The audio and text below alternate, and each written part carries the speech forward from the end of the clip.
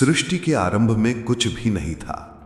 न दिन न रात, न आकाश न पृथ्वी, न शब्द न श्वास, केवल एक अनंत शून्य जो स्वयं में पूर्ण था। और उसी शून्य में एक असीम चेतना थी, शिव। अगर आप भगवान शिव की ये अद्भुत कथा सुन रहे हैं तो वीडियो को अंत तक जरूर देखिए, क्योंकि अंत में आपको मिलेगा वो रहस्य जो बताता है कि शिव केवल देवता नहीं बल्कि चेतना है। और हाँ, अगर आपको ऐसी पौराणिक और आध्यात्मिक कहानियां पसंद हैं तो चैनल को सब्सक्राइब करें और लाइक जरूर करें, ताकि अगला भाग सबसे पहले आप तक पहुंचे। वो यानी शिव न जन्मा था न मरा था, वो न पुरुष था न स्त्री, वो न आकार में था न निराकार, वो बस था अहम के रूप में, अपने ही अस्तित्व की गूंज के साथ। ऋषियों ने कहा, नाद ब्रह्म शिवः, ध्वनि से सृष्टि की उत्पत्ति हुई और वो प्रथम ध्वनि थी ओम। वही ओम की ध्वनि जब अंतरिक्ष में गूंजी तो ऊर्जा का संचार हुआ। वो ऊर्जा दो रूपों में विभाजित हुई, शक्ति और शिव। शक्ति जो सृजन का स्रोत बनी और शिव जो सृजन के साक्षी। महाशून्य में जब ब्रह्मा का उद्भव हुआ तो उन्हें लगा कि वे ही प्रथम हैं, परंतु जब उन्होंने चारों ओर देखा तो हर दिशा में केवल अंधकार था। तभी एक तेजस्वी ज्योति प्रकट हुई, इतनी प्रचंड कि उसकी चमक से ब्रह्मा की आंखें झिलमिला उठी।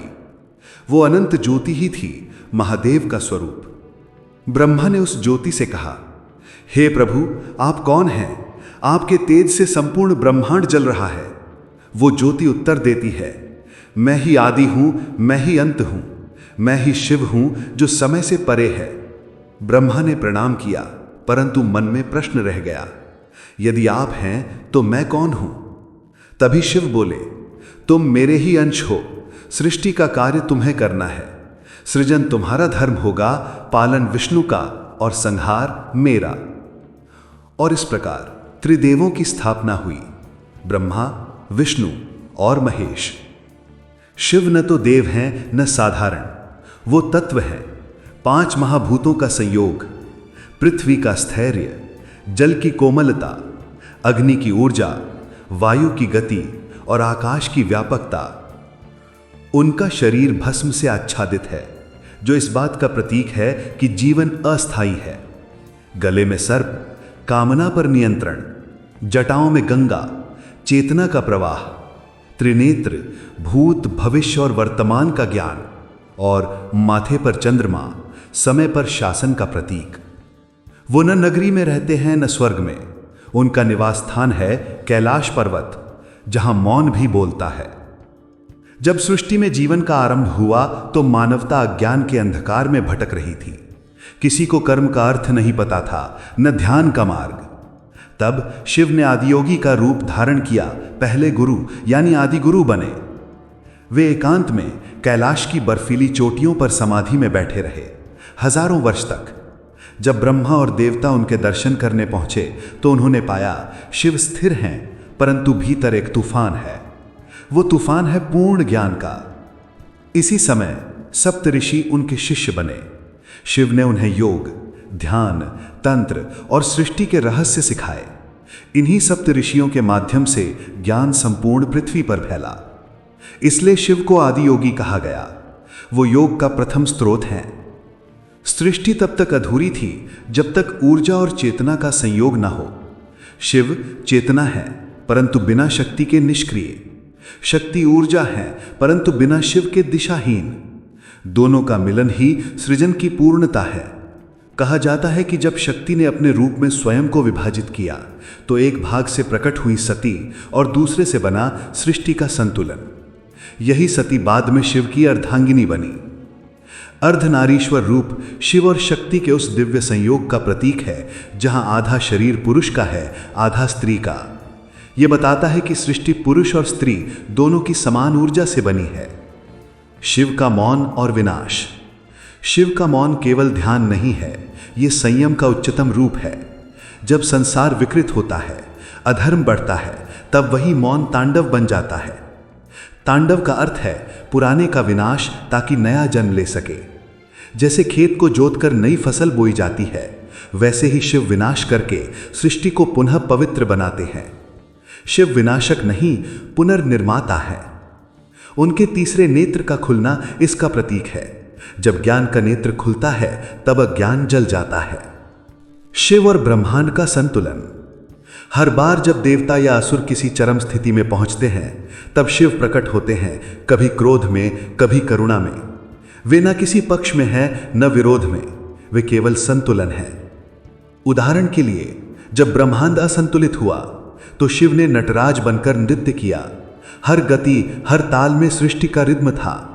और जब उनका डमरू बजा तो उसमें से उत्पन्न हुए संस्कृत के 14 सूत्र, जो आज भी व्याकरण और ध्वनि विज्ञान का आधार है। शिव की पूजा केवल मूर्ति पूजा नहीं है, यह अवस्था की पूजा है। जब मन स्थिर होता है, विचार शांत होते हैं, तो भीतर एक नाद उठता है, वही शिव है। शिव वो नहीं जो मंदिर में है, शिव वो है जो तुम्हारे भीतर स्थिर है। हर तपस्वी, हर साधक, हर योगी अंततः उसी शांति की खोज में है जिसे शिव कहा गया है। जब ब्रह्मा ने सृष्टि रच ली, विष्णु ने उसे संभाला, तब शिव कैलाश की ओर लौट गए, क्योंकि उन्हें सृष्टि नहीं, संतुलन चाहिए था। उनके लिए न कोई ऊंच नीच है, न धर्म अधर्म। वे भस्म लगाते हैं ताकि हमें याद रहे, सब कुछ नश्वर है, केवल चेतना शाश्वत है। और यही संदेश है शिव के प्रथम स्वरूप का। जब तक भीतर अंधकार है, शिव बाहर नहीं मिलते। जब भीतर प्रकाश जागता है, तब पता चलता है शिव सदा से हमारे साथ है। शिव जो सदा समाधि में रहते हैं, जिनके लिए संसार और माया मायने नहीं रखते, जिनकी आंखों में केवल विरक्ति और ध्यान है, क्या उन्हें भी प्रेम ने छुआ था? हाँ, उस प्रेम का नाम था सती। ये कथा है चेतना और शक्ति के पुनर्मिलन की, जहां शिव जो मौन थे, प्रेम के नाद में गूंज उठे। सृष्टि में जब संतुलन आने लगा, तब ब्रह्मा के एक पुत्र थे, दक्ष प्रजापति। दक्ष अहंकारी थे, परंतु अत्यंत विद्वान भी। उनकी पत्नी प्रसूति थी और उनके गर्भ से जन्मी एक तेजस्वी कन्या सती। सती का नाम ही था सत्य में स्थित। बचपन से ही उनका मन किसी अदृश्य शक्ति में रमा रहता। वे जब भी ध्यान में बैठती तो उन्हें एक दिव्य ज्योति दिखती, जटाओं वाला, भस्म से लिपटा, शांत और अद्भुत तेज वाला। सती ने अपनी मां से कहा, मां, मुझे नहीं पता वो कौन है, परंतु जब भी मैं उन्हें ध्यान में देखती हूं, मेरा हृदय शांति से भर जाता है। प्रसूति मुस्कुरा दी, वो तुम्हारे हृदय के ईश्वर हैं बेटी। सती को धीरे धीरे ज्ञात हुआ कि वो दिव्य पुरुष भगवान शिव हैं, जो योग के परम आचार्य और ध्यान के देव हैं। उन्हें पाने का एक ही मार्ग था, भक्ति और तपस्या। सती ने अपने पिता के महल को छोड़ दिया और हिमालय के पर्वतों में जाकर कठोर तपस्या आरंभ की। वे वर्षों तक वायु और जल पर जीवित रहीं। उनका तन क्षीण हो गया, परंतु उनका संकल्प अडिग था। देवता स्वयं आश्चर्य में पड़ गए। एक राजकुमारी जो स्वर्ग जैसी सुख सुविधाएं छोड़कर केवल एक तपस्वी को पाने के लिए तप कर रही है। अंततः देवी पार्वती, जो शक्ति का ही अंश थी, सती के रूप में शिव से पुनर्मिलन चाहती थी। ये वही शक्ति थी जो शिव से अलग होकर अधूरी थी। शिव अपने कैलाश पर समाधि में थे, उनकी चेतना ब्रह्मांड से परे। देवता उनके पास पहुंचे और बोले, हे महादेव, दक्ष की पुत्री सती आपसे विवाह करना चाहती हैं। वे वर्षों से तपस्या कर रही हैं। शिव ने नेत्र खोले और शांत स्वर में कहा, प्रेम में अहंकार न हो, तप में इच्छा न हो, तभी मिलन संभव है। और फिर उन्होंने दिव्य दृष्टि से सती की तपस्या देखी।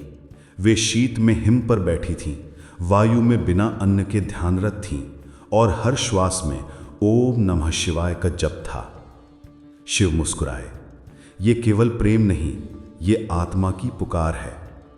अंततः शिव ने हिमालय में सती के सामने प्रकट होकर कहा, सती, तुम्हारा तप सफल हुआ। जो तुमने खोजा है वो बाहर नहीं, तुम्हारे भीतर है। सती ने आंसुओं से कहा, प्रभु, मैंने आपको हृदय में देखा था, आज वही दृश्य साकार हुआ। उसी क्षण ब्रह्मांड में एक अलौकिक कंपन हुआ। देवता, ऋषि और स्वयं ब्रह्मा इस दिव्य मिलन के साक्षी बने। शिव और सती का विवाह दिव्य वैभव के साथ संपन्न हुआ। कैलाश पर्वत झूम उठा, देवता नाचे और नदियां गुनगुनाई। ये केवल एक विवाह नहीं था, ये था शक्ति और शिव का पुनर्मिलन, चेतना और ऊर्जा का संतुलन। सती अब कैलाश पर रहने लगीं। वे शिव की भक्ति में लीन रहतीं, कभी जटाओं को सजातीं, कभी भस्म लगातीं, कभी ध्यान में उनके साथ बैठतीं। शिव जो पहले मौन थे, अब सती की हंसी में जीवन देखते थे। उनका प्रेम न शब्दों में था, न दिखावे में, बस उपस्थिति में था।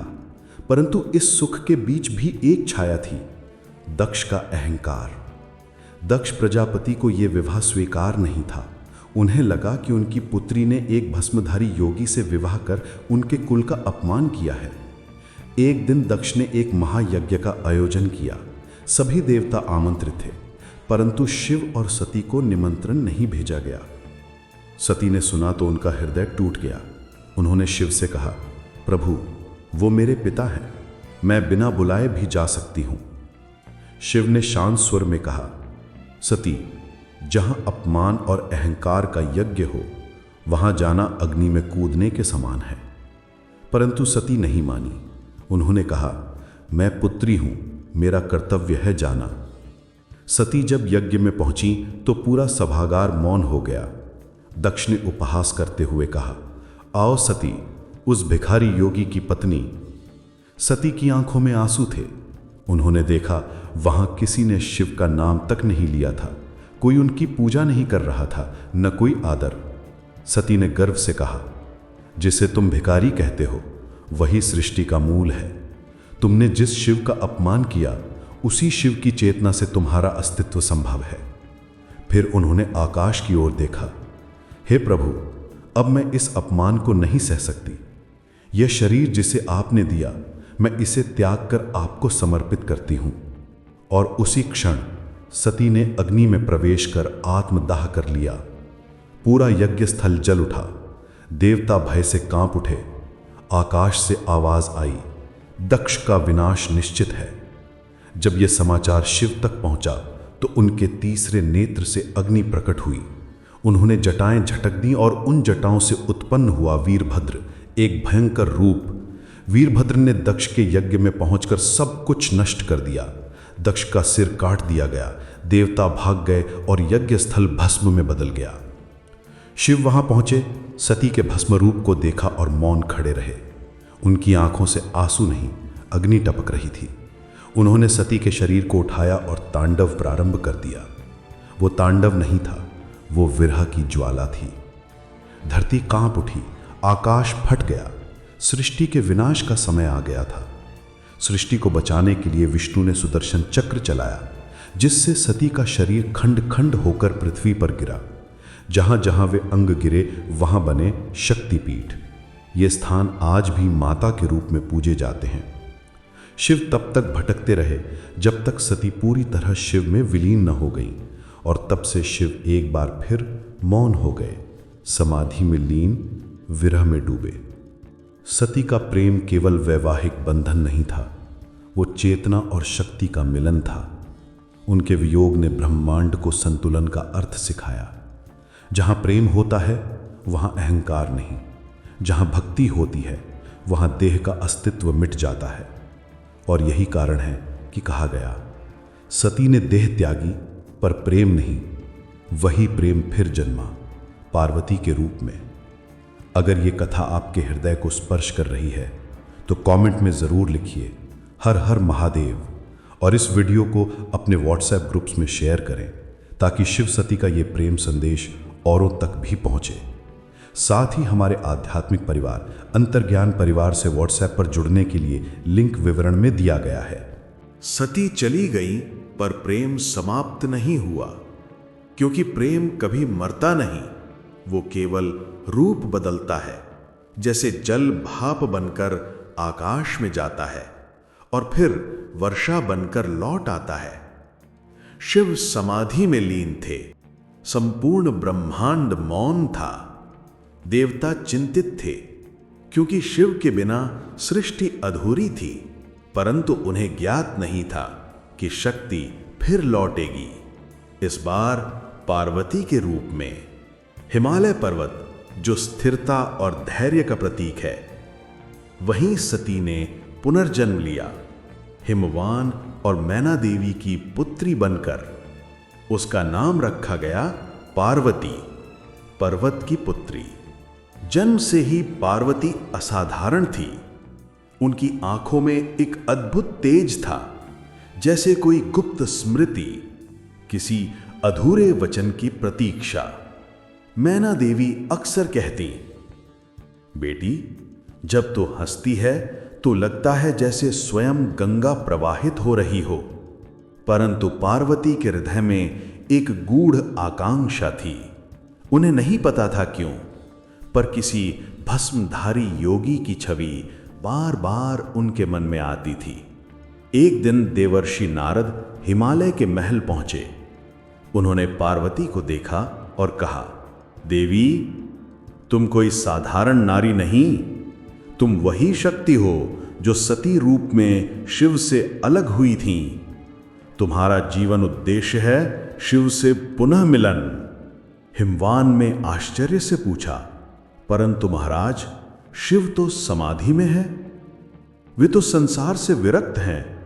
नारद मुस्कुराए और कहा, विरक्ति भी तभी पूरी होती है जब प्रेम उसे भंग करने आता है।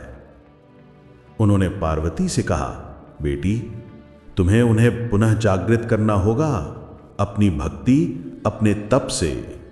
पार्वती ने संकल्प लिया, जब तक मैं शिव को नहीं पालूंगी तब तक मैं अन्न का एक दाना भी नहीं लूंगी। उन्होंने माता पिता से अनुमति लेकर जंगल की ओर प्रस्थान किया। वो दिन था जब राजकुमारी पार्वती एक तपस्विनी बन गई। पहले उन्होंने केवल फल खाए, फिर पत्ते, और अंत में पत्तों का त्याग भी कर दिया। इसलिए उन्हें कहा गया अपर्णा, यानी जिसने पर्ण यानी पत्ते तक का त्याग किया। देवता आश्चर्यचकित थे। कभी सती ने जो किया था वही तपस्या अब पार्वती दोहरा रही थी। हिमालय की हवाएं ठंडी थीं, पर पार्वती के भीतर शिव की अग्नि जल रही थी।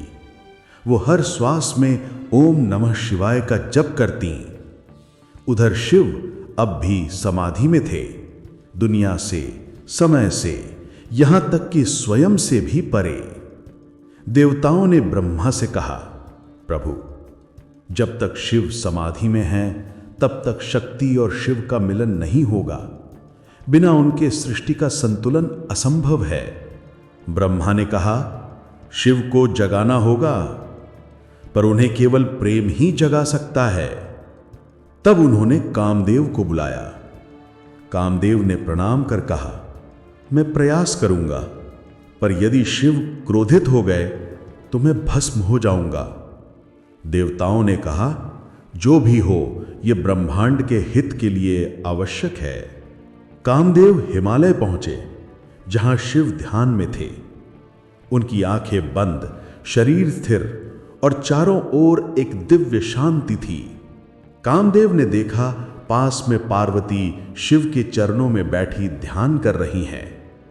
वो दृश्य इतना अद्भुत था कि कामदेव भी क्षण भर के लिए मोहित हो गया। फिर उसने अपना पुष्प बाण निकाला और शिव की ओर चलाया। बाण सीधा शिव के हृदय में जाकर लगा और पहली बार शिव की आंखें खुली। उनका ध्यान टूटा। उन्होंने चारों ओर देखा और उनकी दृष्टि पार्वती पर पड़ी। क्षण भर के लिए पूरा ब्रह्मांड थम गया। शिव ने पार्वती को देखा और जैसे कोई पुरानी स्मृति हृदय में जाग उठी। वो वही आत्मा थी, वही प्रेम जो सती के रूप में उनसे अलग हुआ था। परंतु अगले ही क्षण शिव को अपनी अवस्था का स्मरण हुआ। उन्होंने अपनी तीसरी आंख खोली और कामदेव भस्म हो गए। शिव के क्रोध से आकाश कांप गया। देवता भय से छिप गए, परंतु पार्वती ने तुरंत शिव के चरणों में झुककर प्रार्थना की, प्रभु, वो देव आपके आदेश पर कार्य कर रहा था, कृपया उसे क्षमा करें। शिव शांत हुए और बोले, प्रेम कभी नष्ट नहीं होता, केवल रूप बदलता है। उन्होंने कहा, कामदेव अब रूपहीन रहेंगे। उनका अस्तित्व केवल भावों में होगा, दृष्टि में, स्मृति में, स्पर्श में। तब से कहा गया, कामदेव अदृश्य हैं, पर उनका प्रभाव हर हृदय में है। शिव अब जानते थे कि पार्वती वही शक्ति हैं, परंतु उन्हें यह देखना था कि क्या उनका प्रेम देह से परे है या केवल रूप से जुड़ा है। एक दिन शिव ने एक वृद्ध योगी का रूप धारण किया और पार्वती के पास पहुंचे। उन्होंने व्यंग से कहा, कन्या, तुम उस भस्मधारी योगी के लिए तपस्या कर रही हो। उसका कोई घर नहीं, कोई परिवार नहीं, वो शवों के बीच रहता है। तुम क्यों व्यर्थ में अपना यौवन गंवा रही हो? पार्वती मुस्कुराई और कहा, आप वृद्ध हैं, इसलिए आपका कहना मैं सुनती हूं, परंतु शिव केवल योगी नहीं, वो मेरे आत्मा के स्वामी हैं। मैं उनके रूप के लिए नहीं, उनके सत्य के लिए तप कर रही हूं। शिव अपने स्वरूप में लौट आए और बोले, तुम्हारा प्रेम तप के समान पवित्र है। अब मैं तुम्हें स्वीकार करता हूं। देवताओं के निवेदन पर और हिमवान के आग्रह से शिव और पार्वती का विवाह निश्चित हुआ। कैलाश से लेकर स्वर्ग तक उत्सव मनाया गया। शिव बारात लेकर निकले। गण, भूत, प्रेत, योगी, नाग सब साथ थे। देवताओं ने ऐसा दृश्य पहले कभी नहीं देखा था। हिमवान के महल में जब शिव पहुंचे तो माता मैना भयभीत हो गई। उन्होंने कहा, बेटी, ये कौन से वर को चुना है तूने? परंतु जब शिव ने मुस्कुराकर पार्वती का हाथ थामा तो वातावरण में ऐसी ऊर्जा फैली कि स्वयं ब्रह्मा ने कहा, यह सृष्टि का सबसे पवित्र मिलन है। विवाह के समय देवताओं ने पुष्प वृष्टि की, ऋषियों ने मंत्र गाए और ब्रह्मांड ने एकता का अर्थ समझा।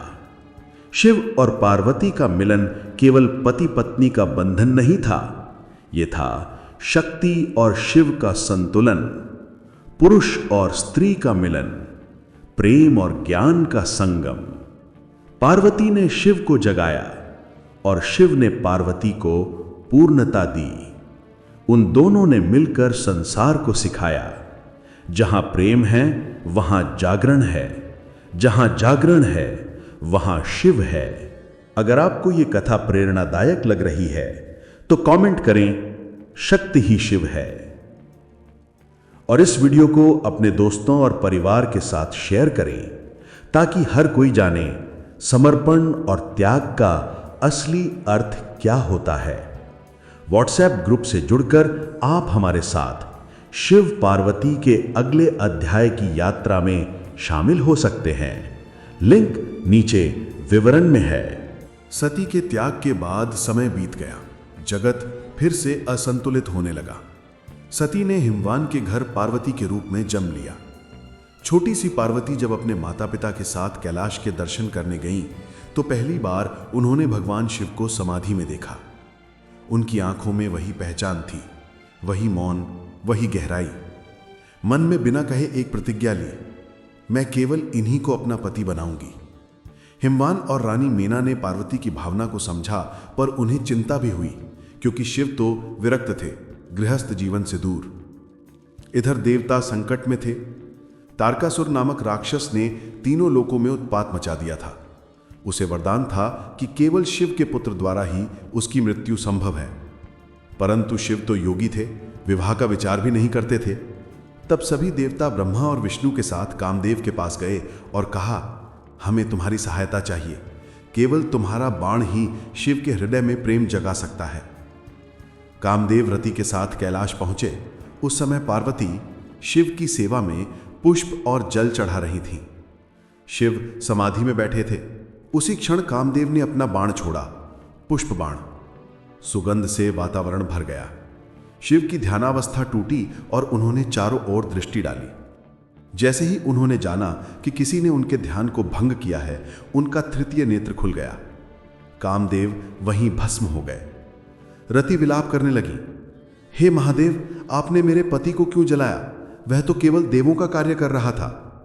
शिव ने कहा, रति, चिंता मत करो। युगों बाद तेरा पति प्रद्युम्न के रूप में जन्म लेगा और तुझसे पुनः मिलेगा। इस घटना के बाद पार्वती ने निश्चय किया, अब मैं स्वयं शिव को प्राप्त करने के लिए कठोर तप करूंगी। उन्होंने हिमालय की गुफाओं में जाकर वर्षों तक कठोर तपस्या की। वर्षों तक केवल पत्तों पर जीवित रहीं, फिर केवल वायु पर और अंत में निर्जल तप करने लगी। देवता स्वयं आश्चर्यचकित थे कि इतनी कोमल कन्या में इतनी शक्ति कहां से आई। विष्णु ने कहा, यह सती का पुनर्जन्म है, इन्हीं के द्वारा शिव पुनः गृहस्थ होंगे। अंततः भगवान शिव पार्वती के समक्ष प्रकट हुए और कहा, तुम्हारा तप असंभव था पार्वती, तुम्हारे प्रेम ने मेरे हृदय को स्पर्श किया है। जब भगवान शिव ने विवाह स्वीकार किया तो तीनों लोकों में उत्सव मनाया गया।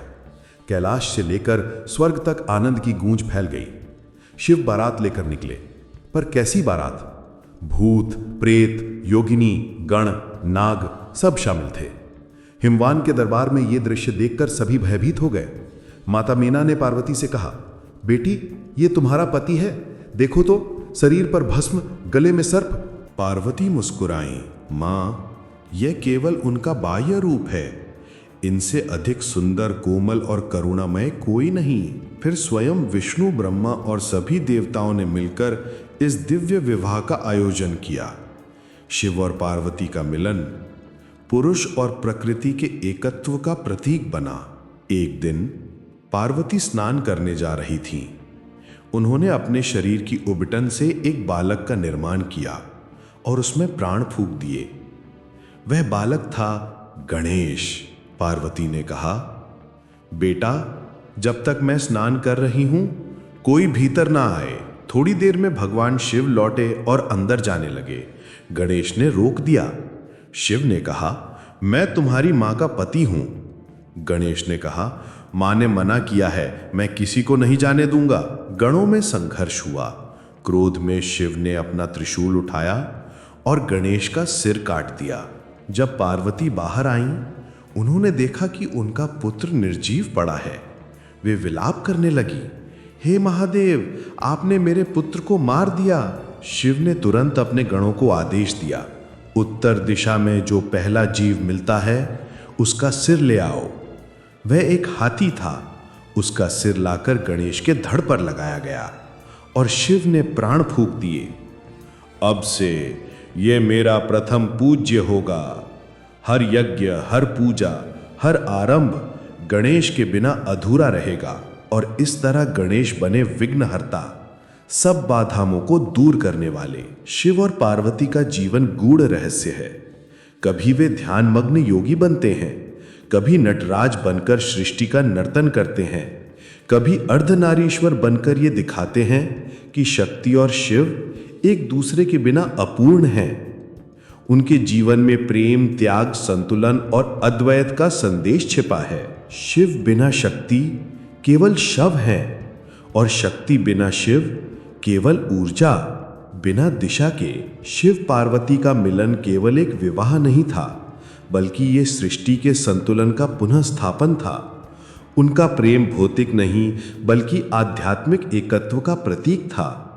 शिव ने संसार को सिखाया, त्याग और प्रेम दोनों एक साथ संभव है, और पार्वती ने संसार को दिखाया, धैर्य, समर्पण और साधना से असंभव भी संभव हो सकता है। समय का प्रवाह निरंतर बह रहा था।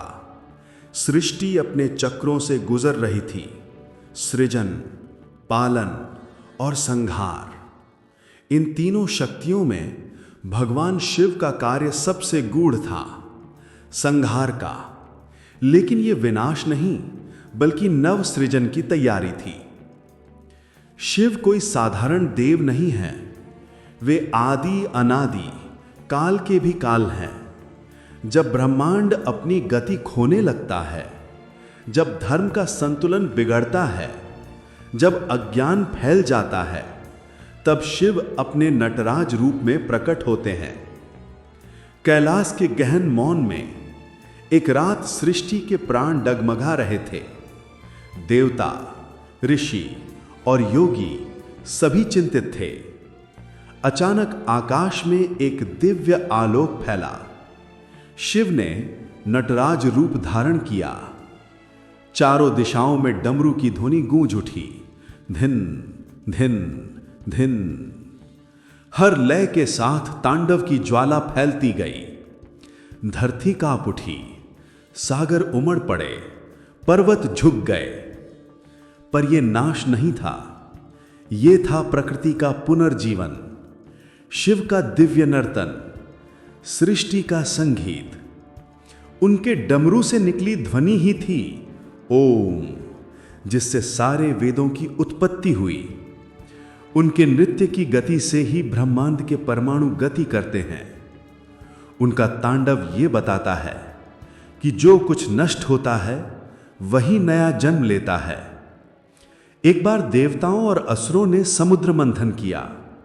उसमें अमृत के साथ साथ भयंकर विष भी निकला, हलाहल। वो विष इतना तीव्र था कि तीनों लोग जलने लगे। देवता भागे भागे भगवान शिव के पास पहुंचे और बोले, हे महादेव, यदि आपने इसे न पिया तो सृष्टि विनाश को प्राप्त होगी। शिव ने बिना देर किए वो विष अपने कर कमलों से उठाया और पी लिया। पार्वती ने तुरंत उनका गला पकड़ लिया ताकि विष नीचे न जाए। वो विष उनके कंठ में ही रह गया और उनका कंठ नीला हो गया। तभी से वे कहलाए नीलकंठ। ये घटना केवल कथा नहीं, प्रतीक है। जो संहारक है वही रक्षक भी है। शिव वह शक्ति है जो विष को भी अमृत में बदल देती है। विष पान के बाद शिव गहन समाधि में चले गए। कैलाश पर्वत उनका निवास बन गया, जहां केवल हिम, मौन और ध्यान था। वहीं वे ध्यान अवस्था में योगेश्वर बने। शिव ने संसार को योग, ध्यान और आत्मज्ञान का मार्ग बताया। उन्होंने पार्वती से कहा, हे शक्ति, जब मन स्थिर होता है तब आत्मा अपने स्वरूप को जानती है। पार्वती ने उनसे अनेक प्रश्न पूछे और उन्हीं प्रश्नों के उत्तर बने शिव सूत्र, विज्ञान भैरव तंत्र और रुद्र संहिता जैसे ग्रंथ। शिव ने बताया, ईश्वर बाहर नहीं, भीतर है। संसार की हर गति, हर विचार, हर स्पंदन में मैं ही हूं। एक बार ब्रह्मा ने अहंकारवश कहा, मैं सृष्टि करता हूं, मुझसे बड़ा कौन। शिव मुस्कुराए और उनके भ्रू मध्य से प्रकट हुआ एक भयंकर रूप, काल भैरव। वो समय का प्रतीक था जिसने ब्रह्मा के एक मस्तक को अलग कर दिया। तभी से कहा गया कि शिव के आगे काल भी नतमस्तक है। भैरव केवल भय का नहीं, सत्य के प्रति जागरण का प्रतीक है। काल भैरव ने यह संदेश दिया कि जो अहंकार में जीता है वो समय के आगे टिक नहीं सकता। एक दिन पार्वती ने शिव से पूछा, हे महादेव, आप सदा ध्यान में लीन रहते हैं, फिर मैं कहां हूं आपके जीवन में। शिव ने मुस्कुराकर अपनी देह का आधा भाग पार्वती को दे दिया और बने अर्धनारीश्वर। यह रूप बताता है कि शिव बिना शक्ति और शक्ति बिना शिव दोनों अधूरे हैं। पुरुष और स्त्री, क्रिया और ज्ञान, चेतना और शक्ति एक ही सत्य के दो रूप हैं। अर्धनारीश्वर रूप हमें यह सिखाता है कि सृष्टि का संतुलन दो विरोधी शक्तियों के सामंजस्य से ही चलता है। एक समय ऐसा आता है जब सृष्टि अपनी अंतिम अवस्था में पहुंचती है। ब्रह्मा का दिन समाप्त होता है, सूर्य का प्रकाश मंद पड़ जाता है, ग्रह अपनी कक्षाएं छोड़ देते हैं। तब शिव ध्यान से उठते हैं। वे अपने तीसरे नेत्र को खोलते हैं और प्रलय की ज्वाला समूचे ब्रह्मांड को निगल जाती है। सारी सृष्टि, आकाश, पृथ्वी, जल, अग्नि, वायु सब महामौन में विलीन हो जाते हैं। केवल शिव शेष रहते हैं, योगीश्वर, जो साक्षी हैं, जो काल से परे हैं। फिर वही मौन, वही शून्य, जिससे पुनः एक नई सृष्टि जन्म लेती है। शिव का ये प्रलय किसी क्रोध का परिणाम नहीं, बल्कि ब्रह्मांड के पुनर्संतुलन का सूत्र है। वे नाश नहीं करते, बल्कि पुराना मिटाकर नया जीवन जन्म देते हैं। एक बार पार्वती ने पूछा, हे महादेव, आपकी उपासना का फल क्या है? शिव बोले, जब साधक मुझ में लीन होता है तो उसे एहसास होता है कि मैं बाहर नहीं, उसके भीतर ही हूं। मैं मंदिर में नहीं, ध्यान के क्षण में हूं। मैं मूर्ति में नहीं, मौन में हूं। मैं शिव नहीं, तत्व हूं जो सब में व्याप्त है। यही है शिवत्व का ज्ञान कि प्रत्येक जीव में, प्रत्येक चेतना में, प्रत्येक श्वास में शिव विद्यमान है। जो इसे समझ लेता है वो मोक्ष पा लेता है। शिव की कथा केवल एक देव की कहानी नहीं, बल्कि ये अस्तित्व की यात्रा है। वे हमें सिखाते हैं, संतुलन रखो, चाहे तपस्या हो या प्रेम। अहंकार छोड़ो, क्योंकि समय के आगे कोई नहीं टिकता। भीतर झांको, क्योंकि परमात्मा भीतर है, बाहर नहीं। त्याग और आनंद दोनों साथ चल सकते हैं। शिव न तो आरंभ हैं न अंत, वे नित्य हैं। वे वो मौन हैं जहां शब्द समाप्त हो जाते हैं। वे वो शून्य हैं जहां सृष्टि पुनः जन्म लेती है। जब हम ओम नमः शिवाय का जाप करते हैं तो हम केवल एक देव का नाम नहीं लेते, बल्कि उस अनंत चेतना को पुकारते हैं जो हमारे भीतर, बाहर और हर दिशा में प्रवाहित है। शिव वो हैं जो सृष्टि से पहले था। शिव वो हैं जो सृष्टि के बाद भी रहेगा। शिव ही मृत्यु है, शिव ही जीवन है, शिव ही मौन है, शिव ही संगीत है। तो ये थी भगवान शिव की संपूर्ण कथा, आदि से लेकर अनंत तक, सृजन से लेकर प्रलय तक। अगर ये श्रृंखला आपको पसंद आई तो वीडियो को लाइक करें, नीचे कमेंट करें ओम नमः शिवाय और चैनल को सब्सक्राइब करें ताकि आपको अगली दिव्य कथाएं सबसे पहले मिलें। आप हमारे अंतर्ज्ञान परिवार से व्हाट्सएप लिंक के जरिए भी जुड़ सकते हैं, जहां रोज मिलती हैं ऐसी ही आत्मिक यात्राएं और जीवन बदलने वाली कहानियां। हर हर महादेव।